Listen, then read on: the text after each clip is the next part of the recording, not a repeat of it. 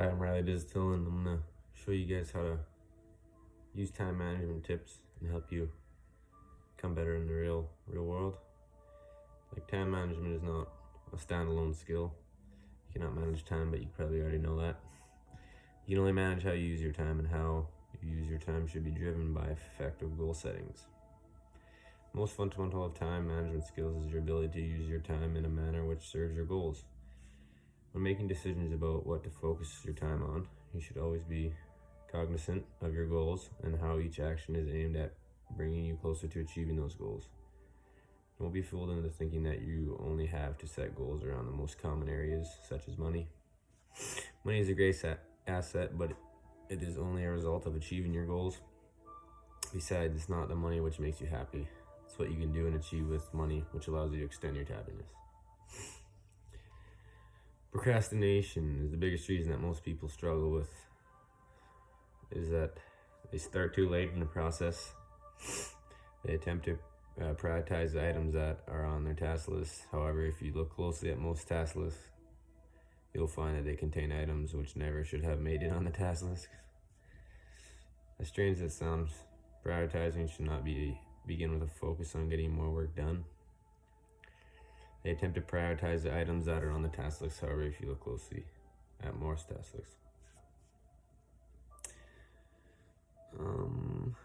prioritizing should not begin with a focus on getting more work done. Procrastination should always begin with avoiding eliminating the tasks which you should not be performing. Once this has been done, you can switch your focus to completing the most valuable work you can with the time and resources available to you. Procrastination is one of the most misunderstood and misused of the time management skills. When you get it right, you'll find that your time management improves rapidly. Next, self-awareness. No two people like to work the same way, so you gotta find a way that works best for you and makes you complete everything on time. We all have our own preferences, like on how we like to work. Some people work best in the mornings, others work best in the middle of the day or at night. We're motivated by different things all day, so is it like you're ready to go home, or you want to start the day off right? There's nothing wrong with this. In fact, it's quite healthy. This means that you need to have a good understanding of your own likes, dislikes, and needs. There are endless numbers of areas where your preferences can affect your work. It is worth taking a little time to reflect on a regular basis, to observe how you get the best from yourself. Anytime you perform to a very high standard, take a little time to identify what is specific about the situation that allowed you to perform such a high standard. Next, just importantly, when you perform poorly, try to identify the conditions which encourage your poor performance. So kind of just try to figure out why you did bad, how you can get your time, like on what you struggled, put more time into that, and make you better. Self-awareness is one of probably the easiest time management skills to develop. It's either you're doing it right or you're doing it wrong, but it's one of the most powerful though. And then self-motivation is a big one. You'll have days where you do not want to do anything. You may be sick, tired, bored, or simply lacking motivation.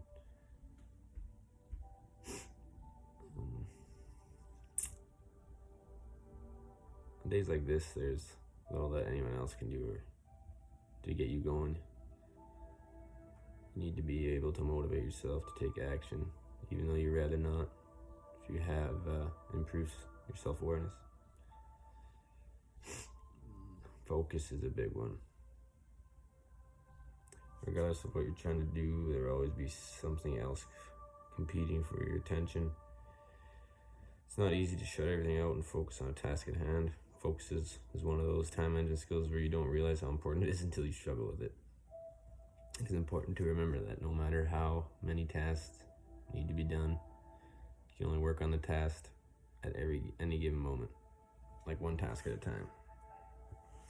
The method of multitasking causes many problems for those who wish to improve their time management. But if you want to get results, you must learn to focus on one task at a time. And try to just block out all distractions, anything, just focus on one thing. Single tasking is the best way to achieve focus. Not many people have heard about single tasking, but rather than trying to get many things done at once, you can identify the most important and block all others out. It is only when you finish the most important task you can do it at a time that you move on to the next most important task. Decision making. It would be nice to think that you could just sit down and do your work without having to put any serious thought into it. At last, there will be a few jobs that fit that description. You'll have to make important decisions. Which tasks to do, which tasks not to get done, which tasks do not get done, when a task is not to be completed, which meetings to attend, who can or cannot help you. It's only your decisions that affect you. It wouldn't be such a big deal, but few tasks are performed in isolation. Almost every task has a knock-on effect of other person. Like all time management skills, decision making is greatly improved if you do some preparation beforehand. Perhaps the most important preparation is to have clear criteria to make your decision. When deciding what tasks to do next, I would consider the following: how much time do I have available? What resources do I have available to me? My personal energy levels, equipment, people. Okay, planning. Planning is probably one of the biggest ones, I think. There'll often be times when one task cannot be started until another task is finished. Your schedule will also be impacted by the schedules of others, so you can always plan with other people about what they have. Planning is one of the most essential time management skills. It allows you to foresee all of the tasks which will be required to complete a project. It's good to make an actual calendar of the month, see what you have to get done, when you have to get it done, what best fits together. A well-made plan will save you a great deal of time. Planning isn't one of the time management skills which comes natural to us. We kind of just got to get better and better, find different ways to help us. We cannot do it. We can do it, and we use it regularly to find our way through life. Communication skills. You'll always have to work with other people every day, and it's good to always communicate, see what they have for ideas. If you could have better ideas than them, and they might have an idea that you didn't even think about, and it'll work for you. It'll be way better. It is unlikely that you'll perform every aspect of your work, so you'll need to enlist the help of others. Strong communication skills will enable you to build supportive relationship with those whom you work with. You'll be able to work better together and achieve more than you ever could, because more minds is better, really. When you require another person to do some work for you, you will want to communicate in a manner which is enable them to perform the work to the desired standard. So always tell them what you expect of them if they're doing work for you. That's if you're like your boss when you're older, and you should always let them know what you expect from them and like what you want in the fastest time. You'll want to raise the issue quickly and explain clearly if there is any issues that they give you. All right. That's what's stress management. Stress is a really good one, because with work comes pressure and stress. So pressure in itself is usually a good thing. It motivates you to take action and to do a good job. However, once you begin to feel like that you can no longer cope with the demands placed upon you, you will begin to move from pressure to experience and stress. And stress is not a good thing. But when you got a lot of stress on you, you kind of feel like you don't want to do anything. You'll stop working as hard as you know you can. But your body and mind begin literally to suffer, and it takes a big toll on your work and what you can actually do.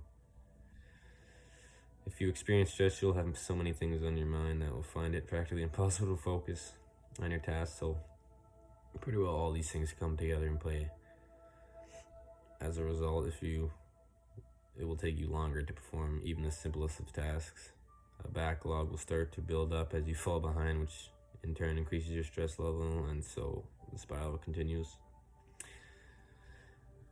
Yeah, but that's my presentation on time management tips and just how you can use them. And I think if you spend time on every skill, it will become better in the real life, and you will never have the stress of the real life world. Thank you.